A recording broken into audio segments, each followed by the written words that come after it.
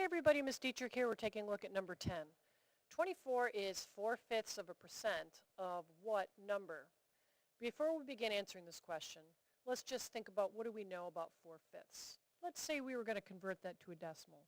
One way we can convert it to a decimal is to take the numerator and divide it by the denominator. 4 divided by 5. And we get this. We get 8/10.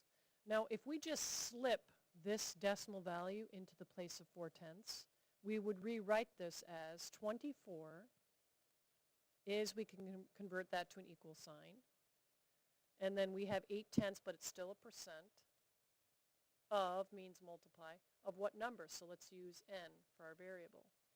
Now this is still a percent. We might consider making this a decimal by moving it over 2 to the left. And when we do that, now let's clean this up. We really have 24 equals 8/1000 times n. All right, so let's just clarify where this came from. If we convert 8/10%, we get this. We get 8/1000. So now we can just use algebra to solve this problem. The coefficient is right here. That means we're going to divide both sides by the coefficient, which is 8/1000. And whatever we do to one side of the equation, we have to do it to the other side of the equation. This will cancel out. If we divide this divided by this, we get 1. And that leaves us with n over here, which is, that's what we're trying to find, what's the number. And on the calculator, we're just going to take this number and divide it by this number.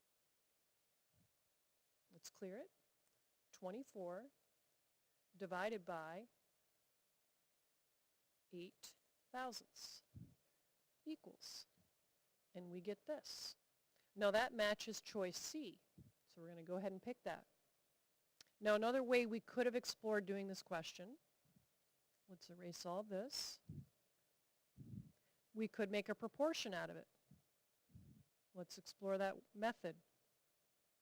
Now we know when we're talking about what number, we're talking about the idea of parts and wholes, or the idea of is over of. 24 is, so that would go here, it's a part, is 4/5%. Now remember, percent means out of 100. And we converted this earlier, 4/5, and we got this. So it's 8/10%. And we wanted to know what's the number, what's the whole, what's the all of it. So I'll just use W for whole.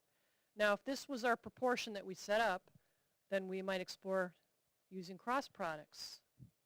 This times this would be 2,400 equals, and our other cross product is right here, 8/10 times W.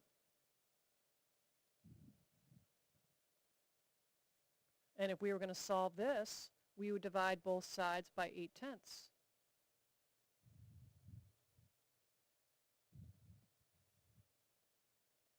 This would cancel out.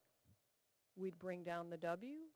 And let's use the calculator to make sure that this divided by this gives us the same thing we got before, which was this. So let's use the calculator.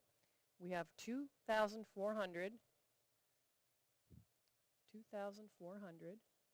divided by this, 8/10.